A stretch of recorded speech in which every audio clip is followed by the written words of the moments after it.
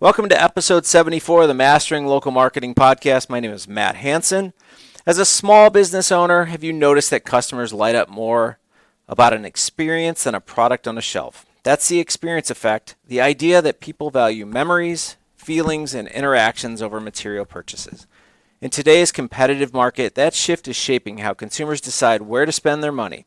In this episode, we'll explore the psychology behind the experience effect and why it matters for your business. You'll hear real-world examples of businesses winning by creating unforgettable moments. We'll also share strategies you can apply right now to transform ordinary transactions into more memorable experiences that build loyalty and spark referrals. If you want to stand out in a crowded market, this episode will show you how to sell more products. You'll sell moments customers can't forget. And eventually I'll learn how to talk after 74 episodes on a podcast. So welcome to the podcast. I've got Ozzy back for episode 74. Thanks for joining us for 2 episodes. It's great to have you. Of course. Glad to be here. So Ozzy is, if you didn't listen to the last podcast, she is working in social media and is amazing, has run multiple campaigns, knows a lot about social and what works and what doesn't. But today we're talking about experiences. And yes.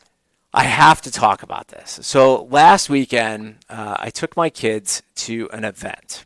And, you know, my son has been saying for a while, I want to go to a baseball game. And, you know, summer had come and gone, and now now it's September. And we ended up getting tickets for this team called the Tri-City Chili Peppers. Yes. And the Tri-City Chili Peppers I've never heard of. And somebody said, well, they're kind of like the Savannah Bananas. And I went, okay, well, I've heard of them. And we were talking before the show today. And you said, well, I've heard of the bananas. I haven't heard of the chili peppers. So I heard about it, and I didn't know exactly what I was getting myself into, but we had 4 tickets to this. We're sitting in the lawn outside. We don't have seats. I'm thinking, okay, is this going to be exciting? What is this all about? So we show up, and I do a little bit of research on it. And the Tri-City Chili Peppers, when they play a game, they play the first half of the game in normal daylight, under the lights, whatever it may be. And they do all of these little things where they interact with the fans, and they'll do contests and all this other stuff. You know, they had this little girl, and she had to pull a card from 3 different cards, and she pulled the reverse card. So then they had to run the bases backwards when they got a hit. You know, which so is so cool, right? And so they went from home to third to second to first, and so forth. There was another time where the foul lines didn't matter. For an entire inning. I think they scored like 7 runs that inning because they're hitting foul balls and people are running all over the place. And it was just utter chaos, right? And I'm thinking, okay, well, that's an interesting way to play a game. But then they throw in the fact that it seems like the whole thing is a concert. So in normal sports, when a player walks up, they have their song, but then they turn the music off. No, here they're playing like electronic music, and there's strobe lights, and there's light. And I didn't know where to look. And at one point, I remember there was a home run probably 30, 40 feet in front of me. I didn't even see it hit because there's so many different things going on in this environment. So about halfway through the game, they call intermission. It's 30 minutes, and they go disappear back into the dugout. I'm like, okay, what they go into change is what they do. They go into change, and they put fluorescent jerseys on. Right. They come back out.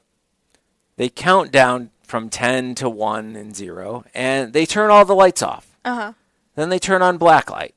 So everything is glowing at this point, and then they continue the baseball game. Yeah. So I'm sitting here and I'm watching this thing, and I see glow-in-the-dark players. I see a glow-in-the-dark baseball flying all over the place. Yeah. The bats are pink, so they're glowing. The bases are pink, they're glowing.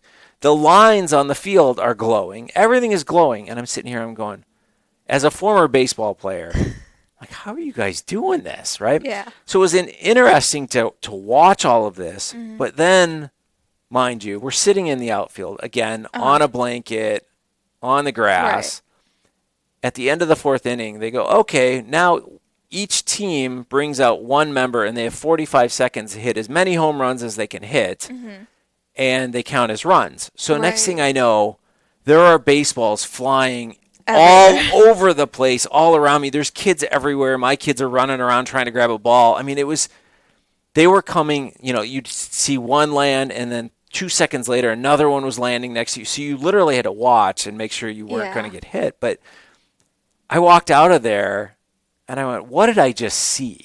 Right. And I showed you the video. Yes. My kids are dancing to an old Darude song as the game is going on. And it was just the craziest experience I've ever experienced for a baseball game. Honestly, I'm not an avid or any type of sports fan. I'll watch something if it's on and there's no way I can change it. But the videos that you showed me, actually, I would have loved to be there. Right. I would have loved to be there. It feels like fun. It feels like a concert and there's like a game going on. Yeah. It's so interactive for starters. Yeah. It's just cool. And I think that's like an amazing experience overall. Well, the funny thing about it was down in Indianapolis. Okay. And a couple, like 2 blocks over is an amphitheater, and there was a concert going on. So they have this announcer through the whole thing, and he's on the field, and he's screaming and, getting you all hyped up. He was literally trying to drown out the concert. So we had this battle going back and forth. Honestly, greatest experience ever. I mean, I will tell people about that experience for a long time. Like, I don't take a bunch of pictures and videos on my phone a lot of the time, but I was snapping photos and shooting videos through that entire thing, and it's an experience that's literally going to sit with me for a long time. Yeah. Jim and I talk a lot about sports because obviously he owns a sports network. We talked about the Bears and how, as I told everyone, they were going to disappoint us again. But you go to a game, and that's an experience, but it's a normal experience. Yes. So I've been to plenty of baseball games, White Sox, Cubs, Blackhawks, Chicago Bears, you name it, right? And they all kind of are all the same. Yeah. Unless you had something drastically happen, right? Like the Bears actually win. Sorry. But, it's all about an experience. So I've gone to one Chili Peppers game, and anyone that ever says Chili Peppers to me moving forward, I'll be like, you have got to go see that. Right. Yeah. I don't get that same feeling when somebody says the White Sox or the Cubs. I don't say, oh, you've got to go see Wrigley. I mean, it's great, but I didn't get the same experience. So what I want to say today is we, as marketers, have to realize that, again, we're selling products and services, but there's an experience component to it. Yes. And if we don't focus on the experience component of it, we're just another company. Yes, yes. Right? So is there, from your personal experience, is there a certain company that has created an experience for you in your shopping that you continually go back for because you can't buy the experience somewhere else? Yes. Okay. Actually, like we were talking about in the last episode, I'm an avid coffee drinker. I have to have it once a day, and I love my drive-through Dunkins, right? Like I love those, but recently, in the role that I work in, a lot of times it's remote, and I'm not the type of person who just works at home. So I have to be at a coffee shop. I have to be up and running. I have to be dressed up, and then I'll go. And I started going to all these random coffee shops. I would just search up coffee shops near me or 30 minutes away from me and just start going from one to the next, to the third, to the fourth. And what I saw is like, it's just coffee. It's just a regular place you sit and you chill and you work and no one looks at you and whatever. But there's a specific area, Bridgeview, which is a lot of Arab coffee shops, and I absolutely love it. I will make the 30-minute drive, 45 with traffic, to go there because it's an experience. It's a lot of the music that I listen to on a regular, so I don't even have, if I forgot my headphones, no big deal. It's very lively. It's a little bit louder than regular coffee shops, which works perfect. I can FaceTime my parents right there. So it's just that experience, that environment that you're in. And of course, the product matters, right? Like you can't just say that, oh, you can have like a horrible product, no one wants to use it, but if you create an experience, people will buy it. Sure, true, but not all the time. So the coffee's great too, But it's that overall experience, it's that vibe that I typically yearn for. And I feel like that's very true for a lot of products. And that's how you differentiate yourself in a market, which I think is essential. Because a lot of times people will say, oh, well, you have so much of this. Why do you need more? You have so many of this. Why do you need more? It's because there's that little minuscule difference that makes a big difference for a consumer, and then you just have to buy that product. It's about, again, the experience. It's not just, if you're talking about, let's say, makeup, might as well. If you're talking about that, it's not just something that, okay, I'll take it out of the bottle, put it on my face, I'll blend it in, okay, good to go. It's about that entire experience. What does the packaging look like? Do I like opening, closing the bottle? Can I travel with it? You know, is it cute? Because that matters. Like first thing in the morning, I'm really excited. Like my little blush, it's like travel size. It's cute little, it looks like a bubble, and I love using it. So it's about that entire experience from start to finish for the consumer. And that's something that you need to definitely work on your product development and have like a kick-ass, okay, You're good. have like a great product, but at the same time, is that it? Yeah. Because today I feel like the world is very fast paced, Yeah. especially with social media. I'm scrolling through easily, if I have an 8 hour screen time, easily like 10,000 reels a day, Yeah. if I'm like not watching all of them. It's your job. It's my job. Yeah, exactly. Actually, I do it for the work. It's not for me. But if I'm doing that, then I'm getting constant information. I'm seeing new things all the time. It's at some point you get saturated and you're like, okay, well, what now? What's new? What's cool? And that's what's cool. It's making sure that it's an entire experience from start to finish and an experience that lasts. So I would want to keep doing it over and over and over again. I'd want to use the product. You were talking about coffee, and I went to a coffee shop the other day. I was meeting somebody, and one of the guys that I work with at the university was walking in at the same time, and I'm talking to him. His name is Dave, and he is an avid coffee drinker. Right. And, he'll bring his own coffee mug into That's crazy. the coffee place, right? So I walk in with him, and you're too young to understand, but there used to be a show out there called Cheers, where when Norm walked into the bar and Cheers, they would all yell Norm. He walks into this coffee shop and they all yell Dave. And I'm like, oh my goodness, Dave, what is going on here? And he goes, well, I'm a regular. And, we talk a lot about kind of your best customers, the 80-20 principle and all this stuff. But Dave has his own drink there that's not on the menu, but it's in their system because he goes there so often.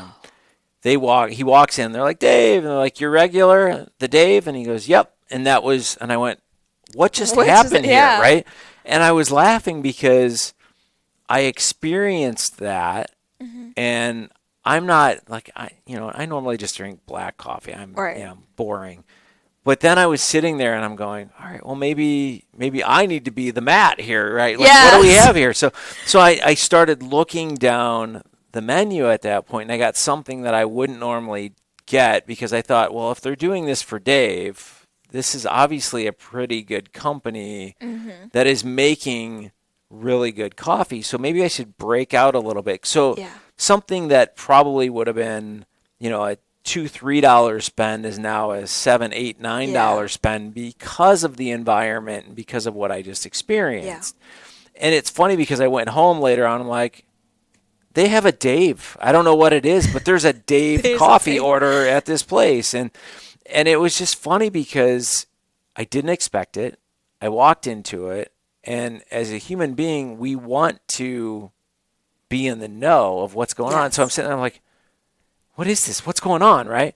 So, I know we're talking about coffee a lot here, but experiences are key to all kinds of different things. So, we've got some examples here, but from a fitness point of view, I've got one client that I've been working with recently that's a gym. And gyms, they've got all these people out there, whether it's Hormozy or all, right, like talking about gym marketing and all that, and that's great. They really know their stuff. But When it comes to a gym, there's various different ways that you can look at it. Mm-hmm. So when my son comes home from college, I want to go to the gym, and he's always complaining about this gym and that gym, and Yeah. it doesn't do this.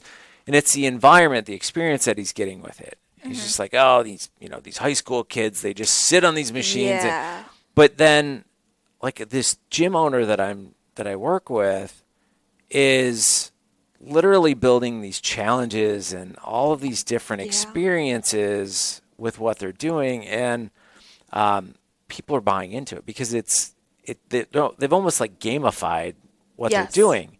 So can you talk a little bit just in your thoughts, but just in a gym you can gamify people. I don't know if you want to put people against each other or supporting each other. Yeah. Right? There's multiple ways to do it, but the experience of going to that where either you're competing against somebody if you're the sport, right? Or you're looking for the support Yeah. from others. I mean, just in that, the experience right there, small businesses should be looking at that. See, I think it's two things that are very key, and sometimes they go hand in hand, sometimes they don't. One is making your customer feel special.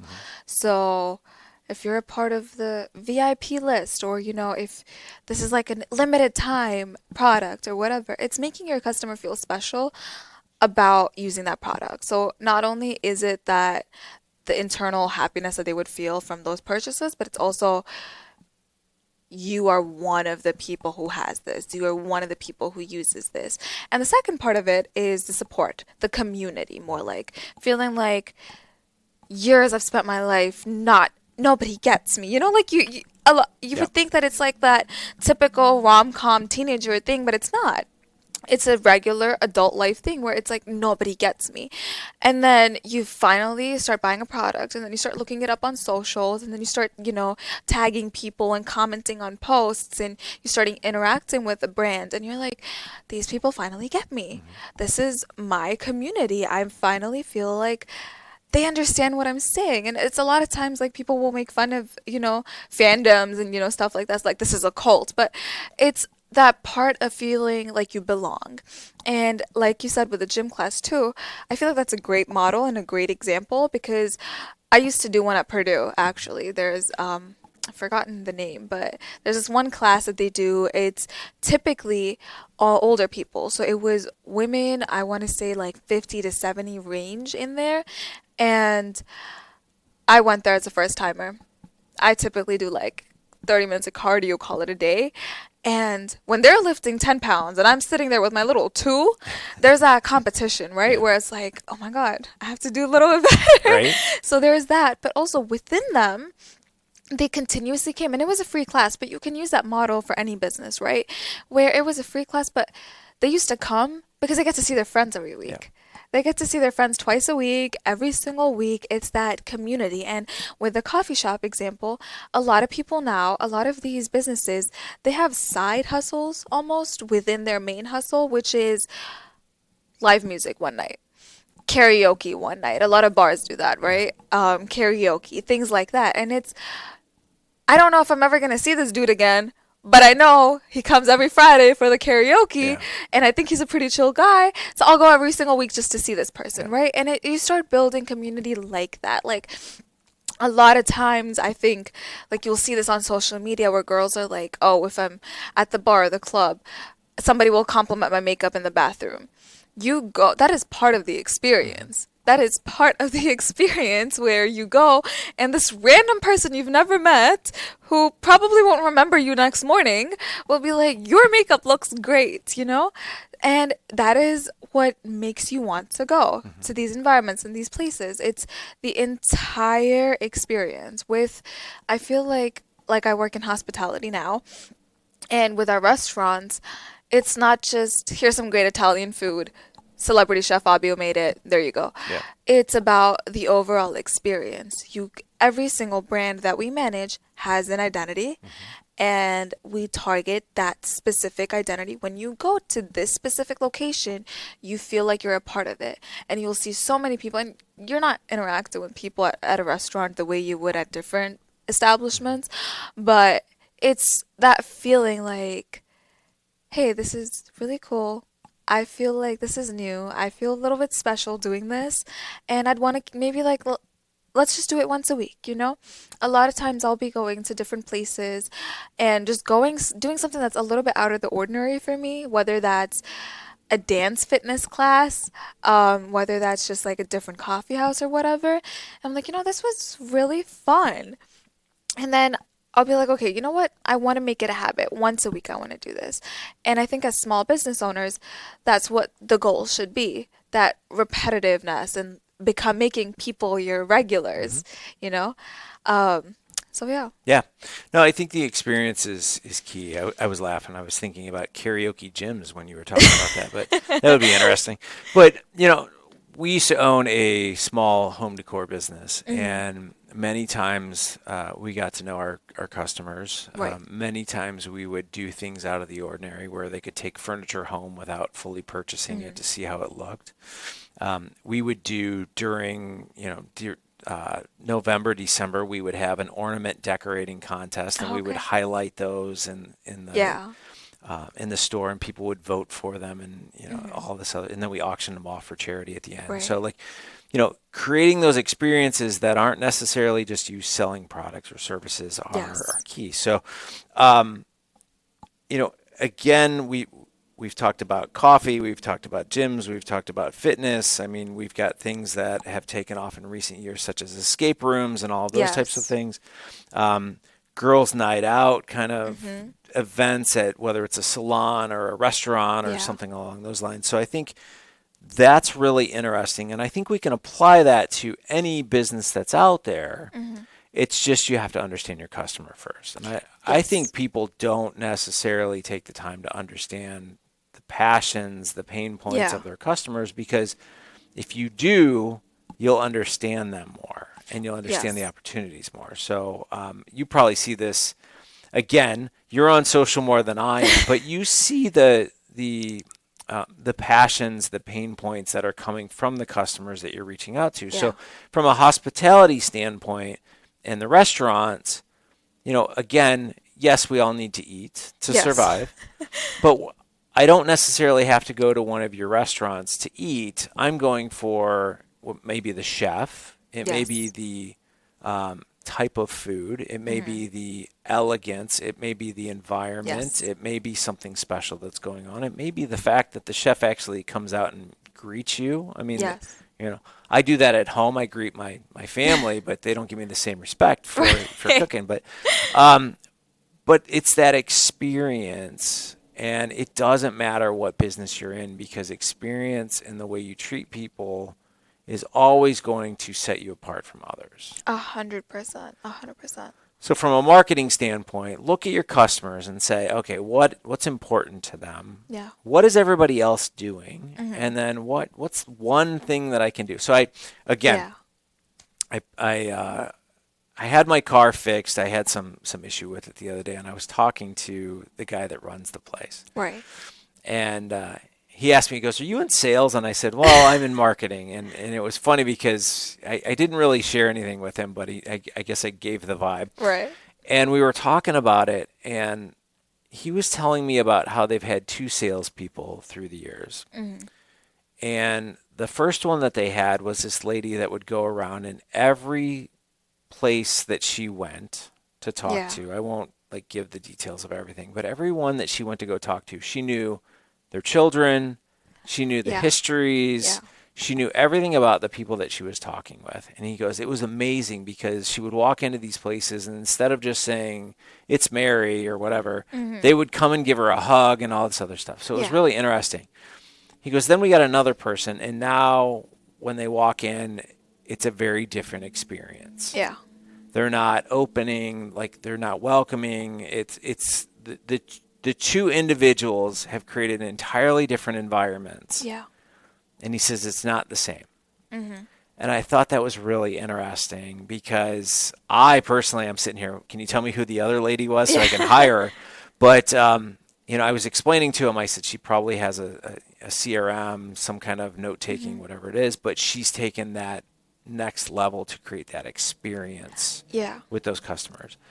And when we had the home decor, or Mm-hmm. when I deal with my clients, the first thing I'm asking them is, how's this, how's that? Yeah. I'm not walking in there and talking business right away. Yes. We are human beings and we need to create that experience. But and I do a lot of things for free for my clients because I just look at them and go, it'll take me 2 seconds. Let me do this for you. Yes. Right? Exactly. So, from your perspective, what are some things that you're seeing? I mean, obviously you're in hospitality. What are some of the things that the restaurants are doing to kind of Mm-hmm. make people feel special in that regard?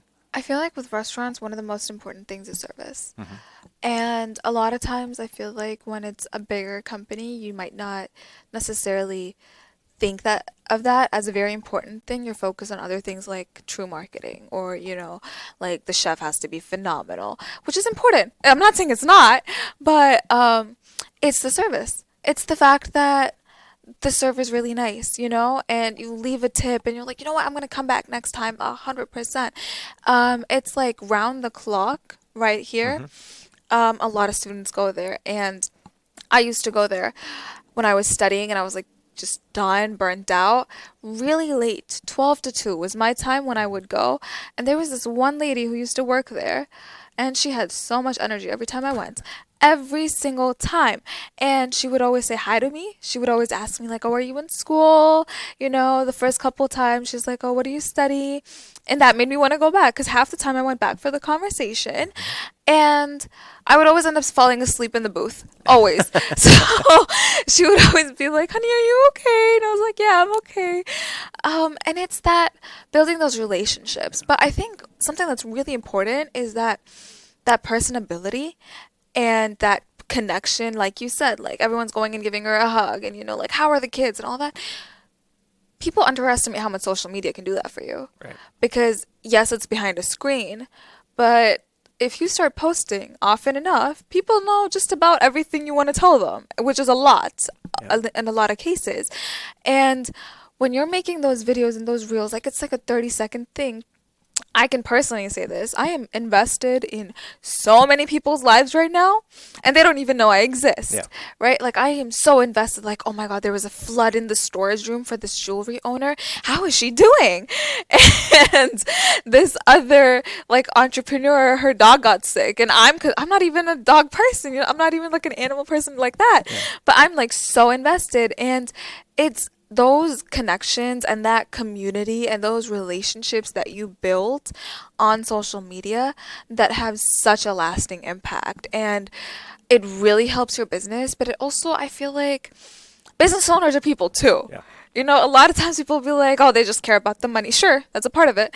But business owners are people too. And they genuinely, a lot of times, care about their customers. Yeah. Like Dave, Yeah. the regular customers, they care about them.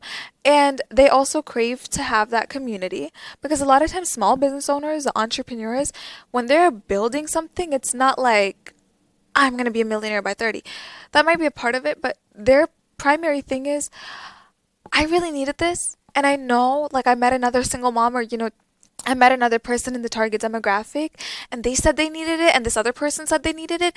So I'm going to go ahead, take the initiative. I'm going to build this brand and then make sure that all these people, they're fulfilled. And I think a lot of times when they come onto social media, there's so much happening Yeah. with trends, and everyone's dancing on the same music for like 2 weeks, and then it's the next song, and Yeah. then it's the next song. But once you move away from the trends for just a second and you start sharing your story, like I was sitting in my mom's basement and like bawling my eyes out for 3 months straight, and then I was like, wait, this product can fix my life.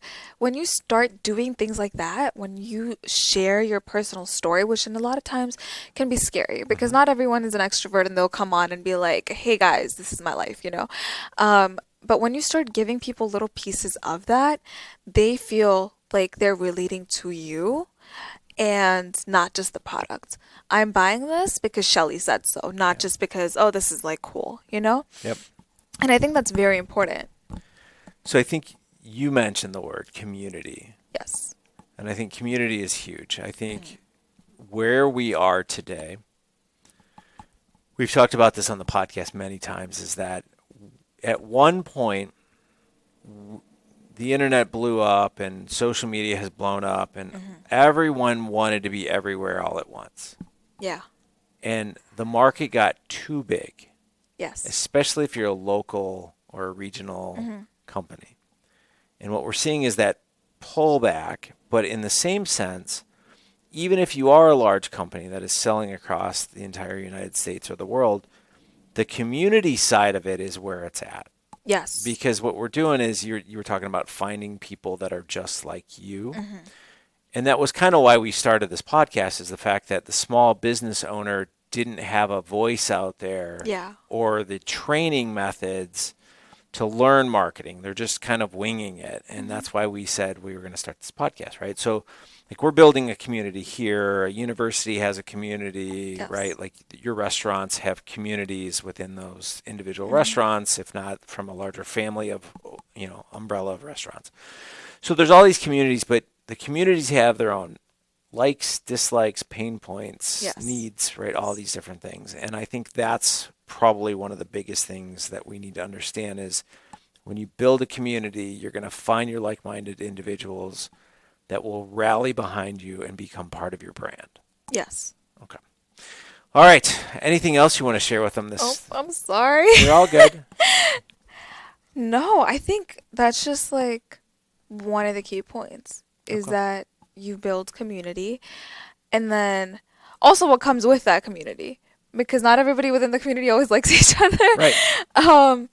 But once you start doing that, once you start making people, give people that feeling of you're at home when you're far away from home or whether you're sitting at your house, it makes all the difference. Yeah. Well, that is episode 74. Ozzy, I want to say thank you for being with us these last two episodes. You are welcome back anytime. Whenever you need me. This was such a fun experience. And, of course, we love Professor Hansen. So. Well, thank you for coming on. Until next time, we will see you guys later.